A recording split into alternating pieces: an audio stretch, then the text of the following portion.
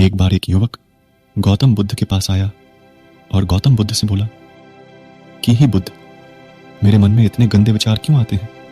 मैं नहीं चाहता कि मेरे मन में गंदे विचार आते, पर मेरे मन में हमेशा काम वासना के विचार चलते रहते हैं और मैं इनके बारे में सोच सोचकर बहुत परेशान हूं। मेरी ऊर्जा और समय यह सब सोचने में ही नष्ट हो जाता है और इन सब के विचारों की वजह से मैं कभी भी शांत नहीं रह पाता और मैं हमेशा ही स्त्रियों को देखकर मोहित हो जाता हूं। अपने आप को रोक ही नहीं पाता। बुद्ध मुस्कुराए और उन्होंने उसे युवक से पूछा, क्या तुम्हें पता है यह काम वासना होती क्या है? फिर लड़के ने उत्तर दिया और कहा, बुद्ध, मैं यह तो नहीं जानता कि काम वासना होती क्या है, पर हां, यह जो भी है बहुत बुरी चीज है। फिर बुद्ध ने उसे युवक से कहा कि सबसे पहले तो तुम यह समझना है कि प्राकृतिक रूप से जो भी चीज हमारे अंदर है वह बुरी नहीं है।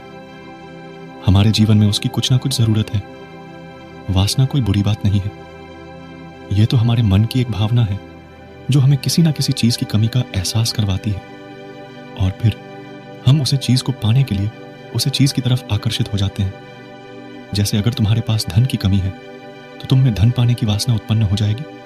तो वासना कुछ और नहीं, बस एक प्रकार की कमी है जो कि एक प्रकार की जरूरत का एहसास है, और जब यह जरूरत शारीरिक हो तो हम इसे काम वासना का देते हैं। युवक ने गौतम बुद्ध को कहा कि बुद्ध, मुझे काम वासना का मतलब तो समझ में आ गया, पर आप मुझे यह बताइए कि यह आती कहां से है और कैसे आती है? यह गौतम बुद्ध ने कहा कि काम वासना कहीं से आती नहीं है, यह तो हमारे अंदर ही होती है और इसका होना तो जरूरी भी है, तभी तो मानव जाति का विस्तार होगा। युवक ने कहा, जब यह हमारे अंदर ही है और जरूरी भी है तो फिर लोग इसे गलत क्यों बोलते हैं? बुद्ध ने कहा कि यही तो समस्या है। लोगों ने काम वासना को गलत तरीके से सोच लिया है।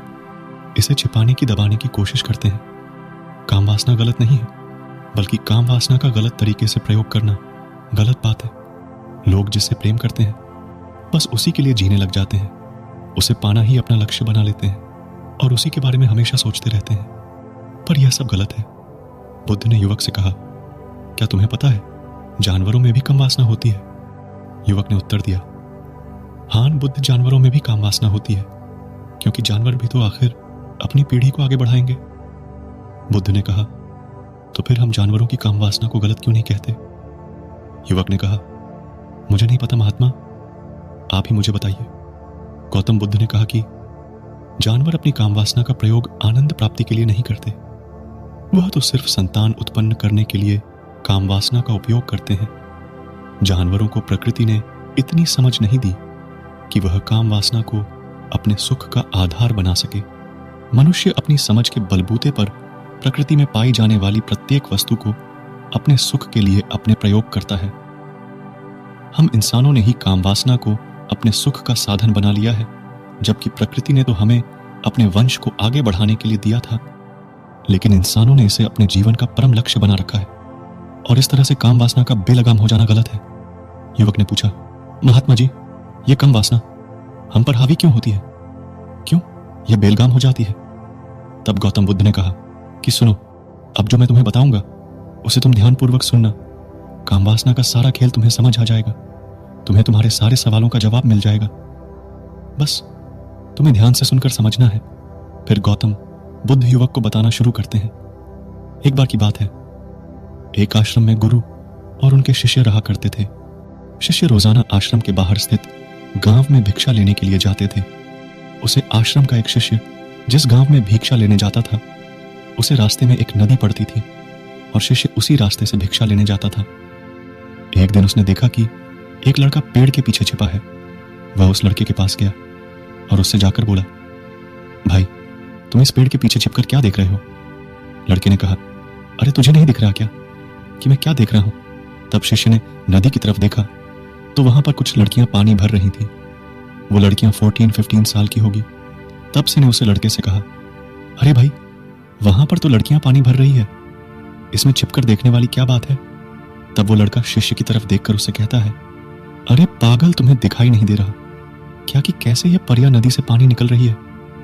जरा उनकी अदाओं को तो देखो, उनके कोमल शरीर को देखो, उनकी पतली कमर मटके को उठाते समय बाल खाती है और उनके बाल उनकी कमर पर कैसे लहरा रहे हैं, मानो सुंदरता बिखरी पड़ी हो।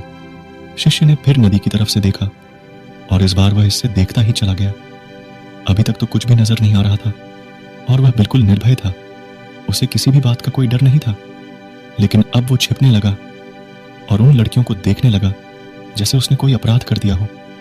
और जब वो छिपकर उन लड़कियों को देख रहा था तभी वो अचानक अंदर से कांप गया और उसने कहा कि ये मैं क्या कर रहा हूं?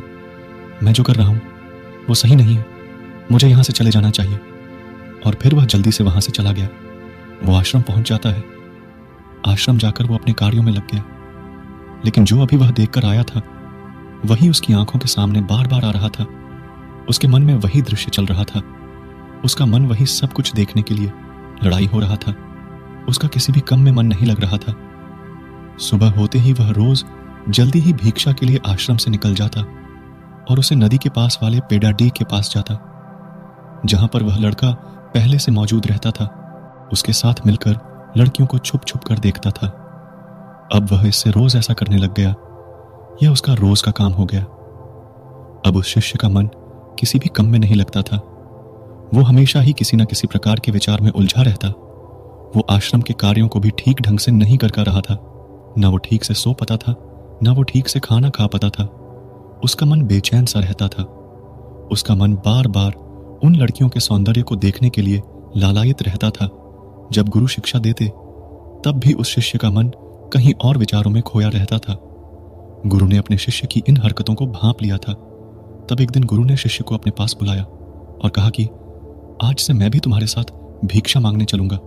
तुम और मैं साथ साथ भिक्षा मांगने चलेंगे। तभी शिष्य गुरु को माना करते हुए बोला, नहीं गुरुदेव, आप परेशान क्यों हो रहे हो? मैं अकेला ही ठीक से भिक्षा मांग सकता हूं। गुरु ने शिष्य से कहा कि ठीक है, तुम अकेले ही भिक्षा मांगने जाओ। जिससे तुरंत वहां से भिक्षा मांगने के लिए निकल गया। शिष्य के जाने के बाद गुरु भी आश्रम से निकल गए और शिष्य का पीछा करने लगे कि वो कहां जाता है, किस मिलता है। यह सब देखने के लिए उसके पीछे पीछे चलने लगे। थोड़ी दूर जाने के बाद गुरु ने देखा कि उनका शिष्य एक लड़के के साथ एक पेड़ के पीछे अपराधी की तरह छिपा हुआ है और छिपकर कुछ देख रहा था। गुरु भी अपने शिष्य के पीछे जाकर खड़े हो गए कि आखिर उनका शिष्य क्या देख रहा है जिसे देखने के लिए वो पेड़ के पीछे अपराधियों की तरह छिपा पड़ा है। गुरु ने देखा कि उनका शिष्य पेड़ के पीछे छुपकर लड़कियों को देख रहा था जो कि नदी से पानी भर रही थी। तभी गुरु ने शिष्य को कहा कि तुम क्या देख रहे हो? अपने गुरु की आवाज सुनकर वह इससे घबरा गया और उसके पसीने छूटने लगे। वह थर थर कांपने लगा जैसे किसी चोर को चोरी करते समय रंगे हाथों पकड़ लिया हो। उसकी हालत खराब हो गई। वो कुछ भी नहीं बोलकर रहा था। दूसरा का जो शिष्य के साथ था वहां से भाग गया जिससे घबराया हुआ था। उसके मुंह से कुछ टूटे फूटे शब्द ही बाहर निकल रहे थे। वो अपने गुरु से नजर भी नहीं मिला कर रहा था। गुरु ने शिष्य की तरफ देखा और कहा कि मेरा शिष्य तो निर्भय था, उसे तो किसी भी चीज का डर नहीं था, लेकिन ये क्या तुम तो डर के मारे कांप रहे हो। शिष्य इन्हें गुरु से कहा कि मुझे माफ कर दो गुरुदेव, मेरा इसमें कोई दोष नहीं है। उस लड़के ने मुझे बहका दिया था, लेकिन आपसे मैं वादा करता हूं कि आज के बाद मैं ऐसा कभी दोबारा नहीं करूंगा। मुझे माफ कर दो गुरुदेव। गुरु ने शिष्य से कहा कि कोई बात नहीं, पर इस बात का तुम ध्यान रखना कि हम जैसी संगति करते हैं वैसा ही फल हमें प्राप्त होता है। हम जैसी संगति करते हैं उसके विचार हमारे अंदर प्रवेश करते हैं। इसीलिए अच्छी संगति करो जिससे तुम्हारे अंदर अच्छे विचारों का प्रवेश हो। फिर गुरु और शिष्य आश्रम लौट आए और फिर से आश्रम के कार्यों पर ध्यान देने लगा। उसने उसे रास्ते को छोड़ दिया और दूसरे रास्ते से जाने लगा। वो अपने काम को ध्यान से करता, लेकिन धीरे धीरे उसके अंदर क्रोध उत्पन्न हो गया और फिर वो दूसरे बात पर क्रोध करने लगा और बेचैन होने लग गया। अब वो सही समय पर भोजन भी नहीं करता था। वो भोजन भी बहुत कम खाता था। एक रात गुरु शिष्य के पास आए और उसे बोले कि अब तक तुमने कितनी बार अपना वादा तोड़ दिया। यह सुनकर शिष्य अपने गुरु के चरणों में गिर गया और रोने लगा। रोते रोते ही उसने गुरु से कहा कि गुरुदेव, मैं कई बार अपना वादा टूट चुका हूं। फिर वादा कर लेता हूं, लेकिन हर बार मैं वादा तोड़ देता हूं। मेरा मन मेरे नियंत्रण में है ही नहीं। मैं बहुत कोशिश करता हूं कि मैं अपने मन से सारे बुरे विचारों को निकल डालूं, लेकिन मैं चाहकर भी ऐसा नहीं कर रहा हूं। फिर गुरु ने शिष्य को कहा कि चलो मेरे साथ। गुरु शिष्य को आश्रम के बगीचे में लेकर गए और शिष्य से कहा कि देखो, यहाँ पर नाली बनी हुई है जिससे नदी का पानी इन पौधों तक आ रहा है, और यह पानी एक निरंतर भाव से आ रहा है। क्या तुम इस पानी के बहाव को रोक सकते हो? शिष्य ने कहा कि हाँ गुरुदेव, मैं इस बहाव को रोक सकता हूं। फिर शिष्य ने मिट्टी उठाकर उसे नाली में डाल दी। वो पानी थोड़ी देर के लिए रुक गया और फिर थोड़ी देर बाद उसे रेत के ऊपर से पानी आ गया। गुरु ने शिष्य से कहा, अरे ये क्या, ये तो पानी रुका ही नहीं। फिर से ने कुछ कंकर पत्थर उठाकर उसे नाली में डाल दिए और फिर थोड़ी देर के लिए पानी रुक गया, लेकिन फिर थोड़ी देर बाद ही उन कंकड़ पत्थर के ऊपर से पानी निकल आया। फिर गुरु ने कहा कि शिष्य, यह क्या हुआ, पानी तो फिर से आ गया। तुम तो बोल रहे थे कि तुम इसे रोक दोगे। क्या हम किसी चीज को पूरी तरह से रोक सकते हैं? तब शिष्य ने कहा, कोई बात नहीं गुरुदेव, मैं इस पानी को तो आपको रोक के दिखाऊंगा। फिर वह फिर से एक बड़ा सा पत्थर लेकर आया और उसे नाली पर डाल दिया और पानी रुक गया। तब गुरु से कहा कि देखा गुरुदेव, मैंने कहा था ना कि पानी को मैं रोक दूंगा। मैंने पानी को रोक दिखाया, आपकी बात मैंने पूरी कर दी। गुरु मुस्कुराए और बोले, अच्छा जरा ध्यान से देखो, पानी रुक गया। क्या? वो तो पीछे की नाली तोड़कर बाहर आ गया और अगल बगल से बह रहा है। और ध्यान से देखो, इस पत्थर की आगे भी आ गया और ये पानी अपना रास्ता बदलकर फिर से आगे की तरफ बह जाएगा। और फिर थोड़ी देर बाद ऐसा ही हुआ। फिर गुरु ने शिष्य को समझाया कि तुम्हारे साथ भी तो ऐसा ही चल रहा है। तुम बार बार प्रयास कर रहे हो, बड़े से बड़ा प्रयास कर रहे हो, पर हर बार तुम्हारा प्रयास टूट रहा है और यह हमेशा टूटता ही रहेगा। तुम कितना भी बड़ा पत्थर रख लो, लेकिन पानी तो अपना रास्ता बना ही लेगा। यह सब देखकर गुरु से कहा कि हे गुरुदेव, क्या कोई तरीका नहीं है जिससे मैं गंदे विचारों से बाहर निकल सकूं? और यह मेरे मन में आई नहीं। गुरु शिष्य को एक नदी के पास ले गए जहां से उसे बगीचे में पानी नहीं आ रहा था। गुरु ने शिष्य से कहा, वो पानी इसी नदी से जा रहा है। अगर हम यहीं से उसे रास्ते को बंद कर दें जहां से पानी बगीचे में जा रहा है, तब क्या हम पानी को रोक नहीं सकते? शिष्य ने कहा कि हाँ गुरुदेव, अवश्य ऐसा हो सकता है। मैं इस पानी को यहीं से बंद कर देता हूं, तब आगे की नाली में पानी जाएगा ही नहीं और फिर बगीचे में पानी जाएगा ही नहीं। फिर से इन्हें नदी से जाने वाले रास्ते को बहुत मेहनत करके पत्थर और मिट्टी डालकर बंद कर दिया और गुरु से कहा कि गुरुदेव, मैंने पानी को बंद कर दिया है, अब यह पानी बगीचे में जाएगा ही नहीं। तब गुरु ने कहा, शिष्य से अगर पानी बगीचे में नहीं जाएगा तो पेड़ पौधों को पानी कहां से मिलेगा? उन पेड़ पौधों को तो पानी की आवश्यकता है, और उन पेड़ पौधों में कुछ पेड़ पौधे तो ऐसे हैं जिनको रोज पानी की आवश्यकता है। वह तो मुरझाकर मर ही जाएंगे, उनका क्या होगा? पानी तो हमें खोलना ही होगा। जिससे ने गुरु की बात सुनकर वापस नदी से जाने वाले पानी का रास्ता खोल दिया। तब गुरु ने शिष्य से पूछा, शिष्य, अगर हम इस नदी के पूरे पानी को बगीचे की तरफ मोड़ दे तो क्या होगा? तब शिष्य ने जवाब दिया कि गुरुदेव, वहां पर जितने भी पेड़ पौधे हैं वो गल कर नष्ट हो जाएंगे, वहां पर कुछ नहीं बचेगा। फिर गुरु मुस्कुराए और बोले, तुम इस बात को समझो कि हमें किसी भी चीज को रोकना नहीं है, बस हमें हमेशा संतुलन बनाए रखना है। कम पानी से भी पौधे नष्ट होते हैं और ज्यादा पानी से भी पौधे नष्ट होते हैं। हमारा जीवन संतुलन से ही चलता है। गुरु ने शिष्य से कहा कि अगर मैं तुम्हें कहूं कि तुम आम के बारे में मत सोचो, तो तुम्हारे मन में सबसे पहले किसका चित्र आएगा? शिष्य ने कहा कि गुरुदेव, मेरे मन में तो पहला चित्र आम का ही आएगा।